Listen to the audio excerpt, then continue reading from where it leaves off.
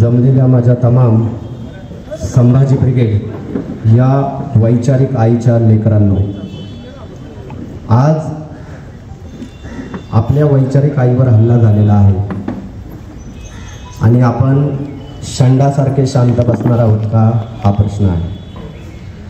जर या महाराष्ट्रामध्ये मनुवाद्यांनी एक लाईन ओढलेली आहे तर त्याच्यापेक्षा मोठी लाईन ओढल्याशिवाय ती लाईन आपण बुजवू शकत नाही, हे लक्षात ठेवा.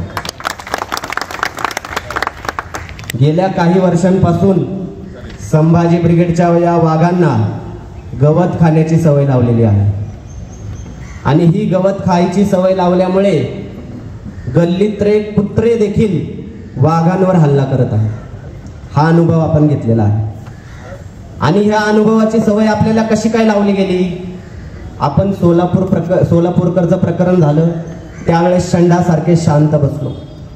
राजमाता राष्ट्रमाता आपल्या आईसाहेब यांच्याविषयी कोरटकर सारखा भडवा इंद्रजित सावंत यांच्यासोबत बोलताना कशा पद्धतीने बोलला हे आपण सगळ्यांनी ऐकलं, तरीही आपण शांत बसलो. ज्ञानेश महाराव सरांसोबत काय घडलं त्यावेळेसही आपण शांत बसलो.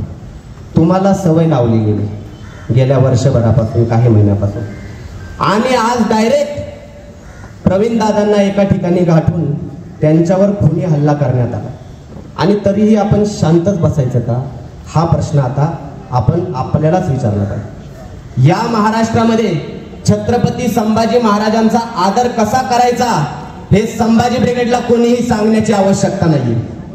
या महाराष्ट्रामध्ये छत्रपती संभाजी महाराजांचा जर खरा इतिहास घराघरामध्ये पोहोचवण्याचं काम जर कोणी केलं असेल तर ते फक्त आणि फक्त संभाजी ब्रिगेडने केलं. ज्यावेळी छत्रपती संभाजी महाराजांची बदनामी होत होती, त्यांना विलासी म्हणलं जात होतं, त्यावेळी छत्रपती संभाजी महाराज हे योद्धे तर होतेच, त्याच सोबत बहुभाषिक होते, ग्रंथकार होते. हा इतिहास देखील जो आहे तो तरुणांमध्ये पोहोचवण्याचं जे काम आहे ते संभाजी ब्रिगेडने केलं, मराठा सेवा संघाने केलं. या महाराष्ट्रामध्ये खेडेकर साहेबांचं मध्ये अहिल्यादेवी होळकरांवरचं पुस्तक वाचलं. बहुजनांचे महापुरुष देखील जे आहे सर्व जाती धर्माचे घराघरात पोहोचवण्याचं काम हे संभाजी ब्रिगेडने केलेलं आहे. संभाजी ब्रिगेडने हा महामेरू उचलला आणि घराघरामध्ये पोहोचवला. या महाराष्ट्रामध्ये 2014च्या आधी थोड्या वेळापूर्वी सरांनी त्यांचं नाव घेतलं, ब्राह्मणवाद विरुद्ध इतर हा लढा होता 2014 पूर्वी. मात्र आता त्या लढ्याचं परिवर्तन कशामध्ये झालंय, मराठा विरुद्ध इतर, मराठा विरुद्ध मारी, मराठा विरुद्ध धनगर, मराठा विरुद्ध बौद्ध, मराठा विरुद्ध मुस्लिम. ही चांगली बाब नाहीये.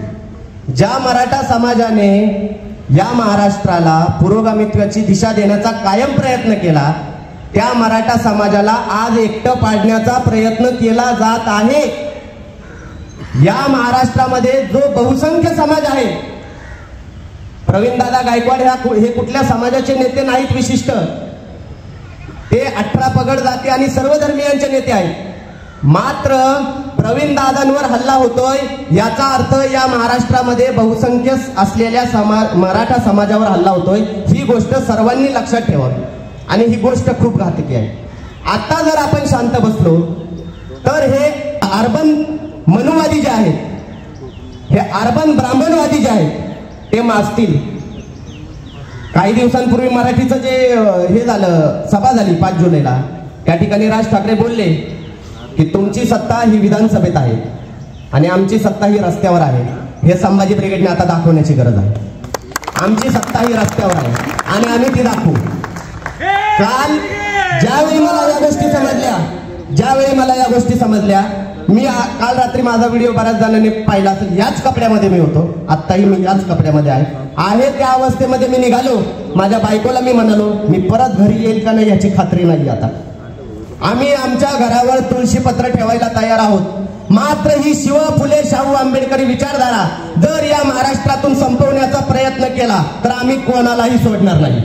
हे देखील तितकंच लक्षात ठेवणं गरजेचं आहे. आणि मला असं वाटतं की लेच्या पेचाची भाषणं आता बंद करा. गेल्या 5-6 वर्ष सांगितलं अहद ऑस्ट्रेलिया तहद कॅनडा अवघा मुलूक आपला आहे, पण महाराष्ट्र नाही का मग आपला? या महाराष्ट्रामध्ये मराठ्यांवर हल्ला होतोय, हा महाराष्ट्र आपला नाही का? याचा विचार करणं कुठेतरी जास्त गरजेचं आहे. महाराष्ट्र आपला आहे, महाराष्ट्र धर्म देखील आपला आहे, तो घराघरामध्ये पोहोचवणं गरजेचं आहे. जर आपण यांना घाबरलो आता या ठिकाणाहून तर आपल्याला देखील फुलेंचं, छत्रपती शिवाजी महाराजांचं, अगदी जे भगतसिंग या ठिकाणी वयाच्या 23व्या वर्षी फासावर गेले, वीर अब्दुल हमीद जे आहेत ते फासावर गेले 27व्या वर्षी, त्यांचा देखील इतिहास सांगण्याचा आपल्याला अधिकार नाही, हे देखील लक्षात ठेवा.